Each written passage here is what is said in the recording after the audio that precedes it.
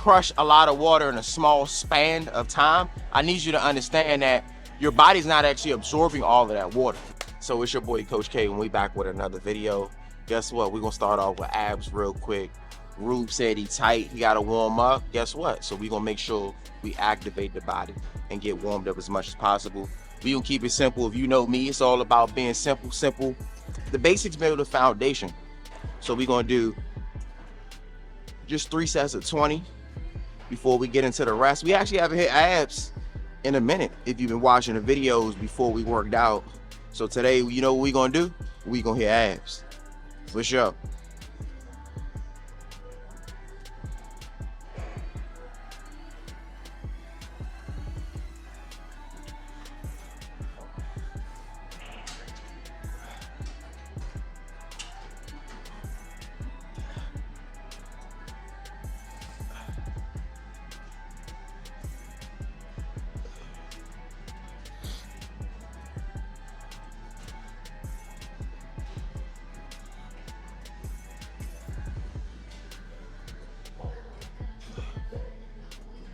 So I'm gonna drop it a little bit for me, just to see something.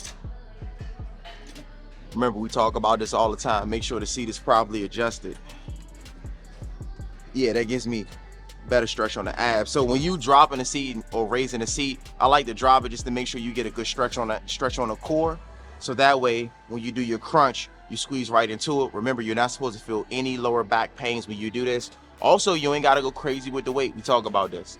So right now it's on 50. You don't need to hit, so it's go up to 190. You don't need 190 pounds.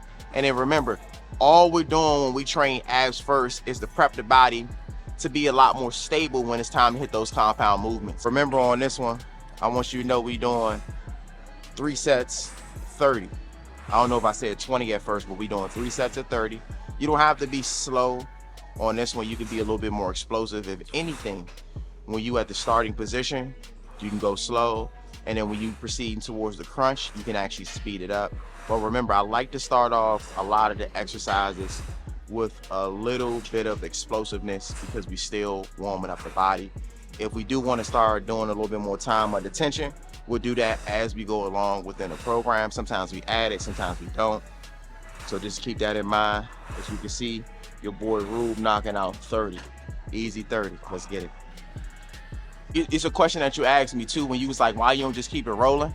I don't want to keep it rolling because it just makes it one big ass clip. You know what I'm saying? And then it's like I gotta kind of dissect each part of the clip more so than just kind of breaking it down into small chapters. You know what I mean? And then that way I'm like, okay, this part right here between this and this is abs. Between this and this is chest. Between this and this is back. This will give y'all a little bit of game when it comes down to creating content. You don't always got to just keep it rolling. If you want to do that, by all means, do what you do. Oh, this is a lot better. You feel the difference between the first one and the second one? Yeah. I definitely feel more core engagement from dropping that seat. Which is funny. Some machines, I do need to be a little bit higher. And some machines, I do need to be a little bit lower. Which go to shows there's no perfect seating to proper seat adjustment.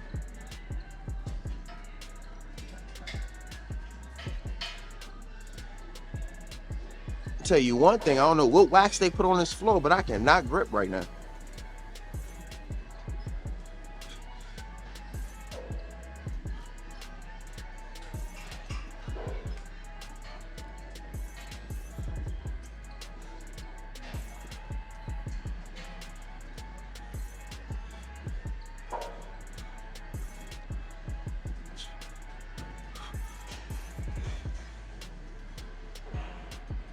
Oh, and I'm gonna tell you one thing. I feel this already in the abs. Feel real good, real good. And like I said, we not going crazy with the weight. We only got it on 50 pounds.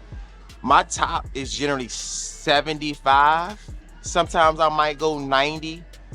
But that's just for me if I don't really want to do a lot of reps for the most part. And I've been training abs. Because I ain't gonna lie to y'all, I'm very inconsistent when it comes down to training abs. Because you don't really need to train a lot of abs. A lot of the exercise you're already doing, if you're doing heavy weight with your shoulder press, little things like that actually require you to engage and work abs. Not saying that you shouldn't train abs.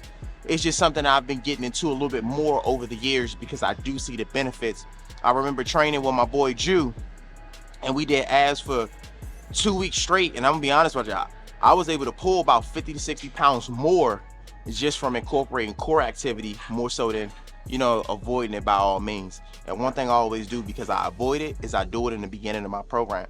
So if you somebody that need to train calves, arms, or something to that nature, and you've been slacking on it, do me a favor and move it to the beginning of your program. So that way you can actually have the energy to fatigue the area and benefit a little bit more. Let's get it. Nice and easy. So this is gonna be the last set. Rube started first. Nice and easy. Abs feel real good so far. I'm gonna be real with you. And I don't know if you can hear it, but pay attention to how Rube is breathing. This is the appropriate way to breathe when you're executing a lot of exercises. When you start to explode through the exercise, do me a favor and breathe out. When you reset into the starting position, make sure you breathe in. Very important to understand this so you can get more out of your training. Because if you breathe the wrong way, guess what? You're going to fatigue the body a lot faster. Breathing plays a huge role in how you're able to perfect and perform, because muscles need oxygen. Let's get it. Easy. Nice clean 30. Nice clean 30. And sometimes we play with a different range of motion, but reps and sets. So we might do like 4 sets of 15, we might do 3 sets of 30, we might do 2 sets of 50. So there's so many different ways to go about picking how many reps and sets you want to do when training abs. Fun fact, if you ever notice too, in the beginning of my videos when I'm warming up, I generally have sweatpants on, I have on a hoodie or something to that nature, just to kind of warm the body up a little bit more. And then as we actually get into the workout, we peel some of that off. You feel me? Let's get it. It's gonna be the last set. I ain't gonna lie, I'm actually gonna go up just a little bit. Nothing too crazy. Well, damn, I might as well say a little crazy.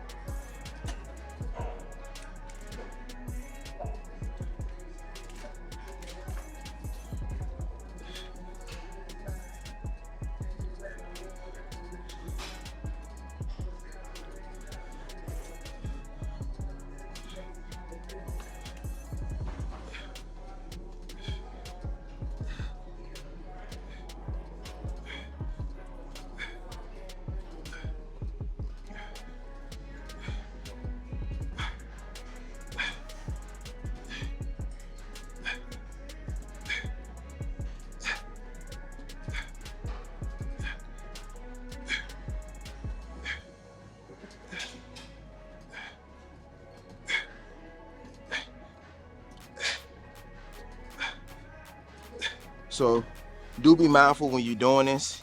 Your glutes should be all the way back on the platform, so that way you can properly engage your core. Also do me a favor and get your foot placement together. Find a foot placement that works better for you. Sometimes close may be good. Sometimes spreading out a little bit more may be better. Sometimes just being on the top of your toes may make a big difference. So just use different placements to see which one works best for you. And sometimes too, be mindful that depending on what weight you're trying to execute is going to determine which foot placement works better. So for example, if you're going close foot, it might be a little bit better when you're going lighter, but as you get heavier, you might have to open up your feet a little bit more, or stay on heels off the ground and be on your toes. Being mindful of that. Next one we're gonna do right here, we're gonna do a simple leg raise, but what we're gonna do is we're not gonna use a platform in the back, we're gonna go here.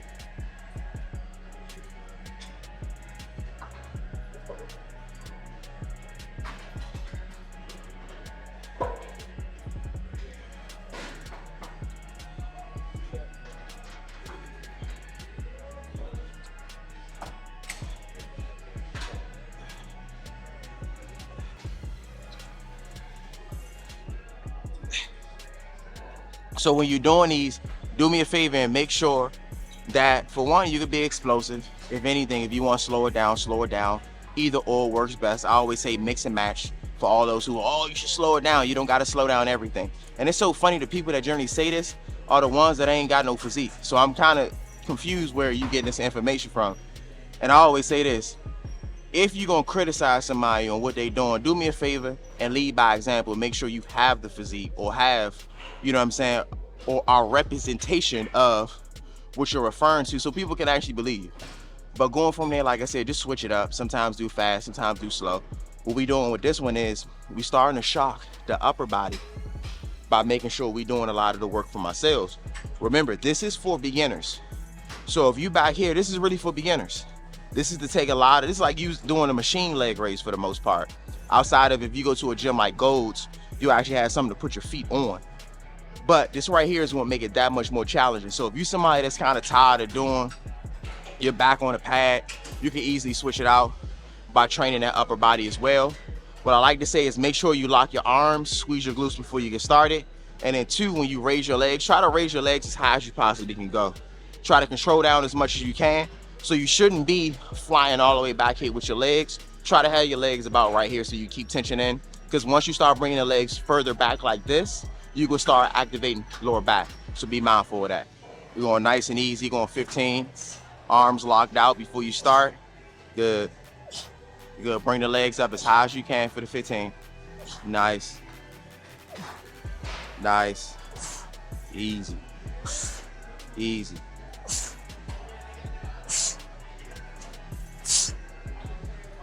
Easy. Nice and easy. Good. Butter.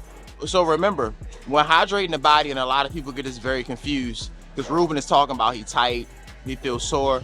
So when you crush a lot of water in a small span of time, I need you to understand that your body's not actually absorbing all of that water. Another reason why I always say space out your water intake. So just drinking a gallon of water within 2 hours does not mean it's going to properly hydrate your body.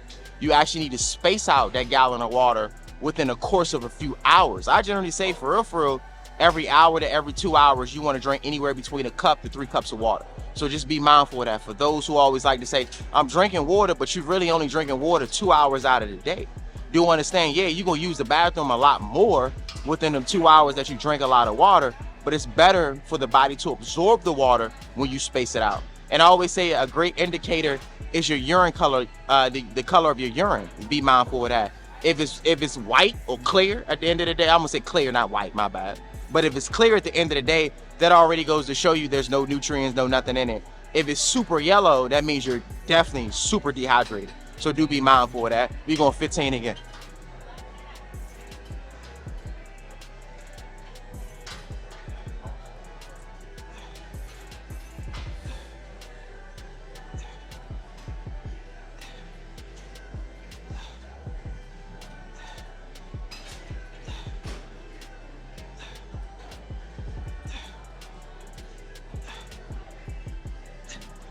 Tell you one thing, that 15 easy as hell. Rube going for his 15, nice and easy. 1, 2, remember, bring those legs up as high as you can go. As high as you can go. And another reason why I like this is not just to train your abs, but get them hips together, you feel me? Nice and easy, nice and easy. Nice and easy 15. Easy, easy. Tell you one thing, I'm officially warm now though. I think after the first set of this one, feel good.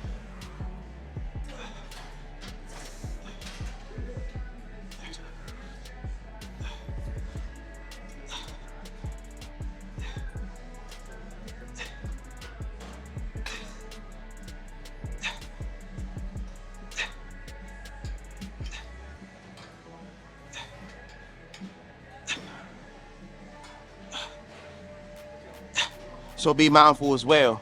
Remember, explode up at the top, and then 2, when you're coming down to the starting position, control through the core. I want you to really focus on that. Another thing too, when you talk about this actually loosens up lower back as well as hamstrings too. Like I said, you can be explosive. You can use time under tension, take your time when you're doing this as well. Either or works. Like I said before, I prefer switching it up. But as long as you're controlling through the abs, get that nice squeeze at the top when you're raising your feet as high as you can, man, it's gonna be a game changer.